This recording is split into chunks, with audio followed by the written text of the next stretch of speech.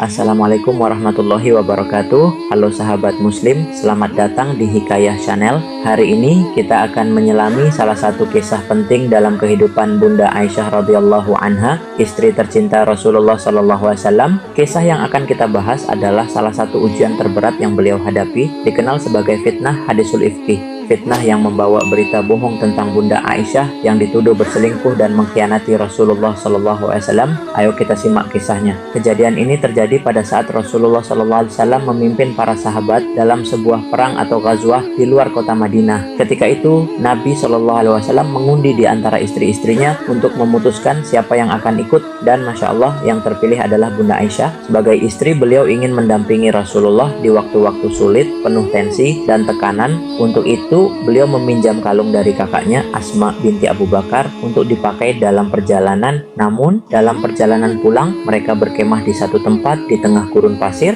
Suatu malam Bunda Aisyah pergi ke tempat yang sepi untuk buang air, tapi ia lupa mengambil kembali kalung yang diletakkan. Ketika beliau kembali ke perkemahan dan menyadari kalungnya hilang, Aisyah kembali ke tempat tadi untuk mencarinya. Namun tengah malam di padang pasir bukanlah tempat yang mudah untuk mencari barang yang hilang. Setelah lama mencari, Bunda Aisyah menemukan kalungnya. Namun ketika kembali ke perkemahan, semua sudah kosong. Ternyata Rasulullah memerintahkan untuk membongkar kemah dan bergerak lagi. Bunda Aisyah ditinggalkan karena sahabat yang mengangkat tandu tidak menyadari bahwa beliau tidak ada di dalamnya. Bunda Aisyah pun memutuskan untuk menunggu di tempat itu, berharap ada yang menyadari ketidakadaannya. Alhamdulillah ada seorang sahabat bernama Safwan bin Al-Mu'atthal yang diperintahkan untuk memeriksa keadaan terakhir. Safwan mengenal Aisyah dari masa kecil dan dengan sangat sopan ia menundukkan untanya dan mempersilakan Bunda Aisyah naik tanpa memandang. Mereka lalu menyusul rombongan Rasulullah Shallallahu Alaihi Wasallam dan tiba di perkemahan saat matahari sudah tinggi. Tiba di perkemahan, kedatangan mereka menimbulkan fitnah.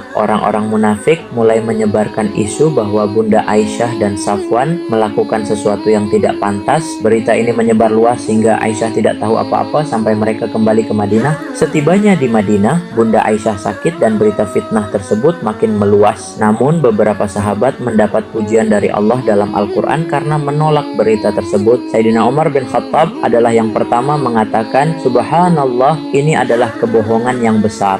Begitu pula dengan Abu Ayyub Al-Ansari dan istrinya yang berprasangka baik dan menolak fitnah tersebut. Fitnah ini membawa kegelisahan di seluruh kota Madinah. Rasulullah Shallallahu Alaihi Wasallam sangat terganggu hingga beliau menghindar dari keluarganya untuk beberapa waktu. Beliau bahkan berdiri di mimbar di Masjid Nabawi meminta siapa yang menyebarkan fitnah tersebut untuk diungkap. Hal ini hampir memicu konflik antara suku Aus dan Khazraj. Rasulullah Shallallahu Alaihi Wasallam kemudian meminta pendapat dari Usama bin Zaid dan Ali bin Abi Thalib. Usama menyarankan untuk tetap yakin pada kesucian Aisyah, sementara Ali mengingatkan bahwa banyak perempuan di dunia dan mencoba meringankan beban Rasulullah. Setelah beberapa waktu yang berat, Allah Subhanahu wa Ta'ala menurunkan wahyu berupa surah An-Nur yang membebaskan Aisyah dari semua tuduhan. Rasulullah Shallallahu Alaihi Wasallam kemudian menemui Aisyah menyampaikan kabar gembira bahwa Allah sendiri yang membebaskannya dari fitnah tersebut. Aisyah pun bersujud syukur sebelum kembali bersama Rasulullah. Demikianlah kisah tentang fitnah hadisul ifki yang mengajarkan kita tentang kesabaran, keimanan, dan keteguhan hati Bunda Aisyah radhiyallahu anha. Semoga kisah ini menginspirasi kita semua untuk selalu menjaga kebenaran dan kejujuran. Terima kasih telah menyimak. Jangan lupa like, share, dan subscribe untuk kisah-kisah inspiratif lainnya. Sampai jumpa di kisah selanjutnya. Wassalamualaikum warahmatullahi wabarakatuh.